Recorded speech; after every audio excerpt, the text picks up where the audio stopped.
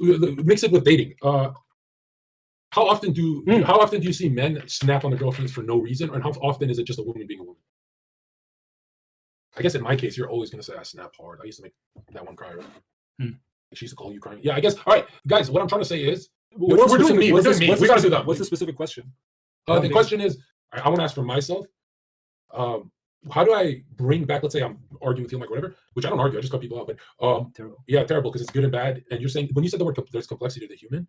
But how do I bring the nuance to heal Mike? That's why it's important for an infant to be able to split the good and the bad, because it cannot understand complexity. It doesn't have the psychological processes. Now Mike has this thing where people can fuck him over 10 times, and he gives 10 more chances. And there's so much nuance. That's the opposite extreme. All psychopathology are extremes of normal behaviors and personality types. Like when I think of the difference from me and heal Mike, he can get fucking snaked over by homie 10 times in a row. And come on, John, let him have another chance. Let him, and I'm one scratch on my skin. I might cut them out, even if it hurts my money. And I swear to God, mine's healthier than his. You need to have mine because mine shows on podcasts. People want to be like me, and I'm telling you, those guys who let themselves get scratched 10 times, bro. I feel like Doherty and guys kind of take advantage of you, Mike. When you don't watch it. That may be the case.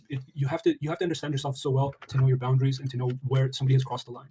That's why everything comes back to identity. 99% of my cases for the last 5 years, I see 8 or 9 clients a day. I'm sorry. Why is he yelling at me? The average therapist sees 4 clients a day. So you can imagine in 5 years, they have X amount of experience. I see 8 to 9 clients a day. I have twice the experience as a regular counselor. Well, just put your dick on the table for measuring, okay? I'm just saying, that's if you address identity, that's been the only answer. I wasn't able to do that when I worked in government. Yeah. I had to validate. Wait, hold on. One question for me.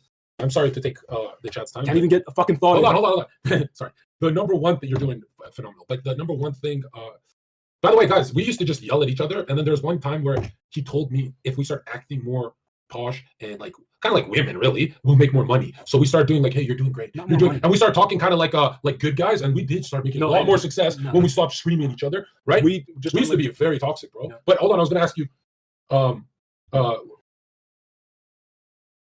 what if I'm like I've been on Earth a while, and what if I'm just stuck in my ways of you're either my angel or devil? Like what if how the fuck am I going to change?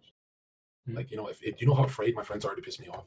They walk on eggshells. The girls I date are terrified. My stomach is turning. John, did I piss you off? But you have to question what is your resistance to the idea of wanting to change? I'm thinking my age is too late for it. It's all resistance. You have to analyze why. Jung would say that I got to integrate the feminine. I think if you're afraid to change, it's the one thing you need to pursue.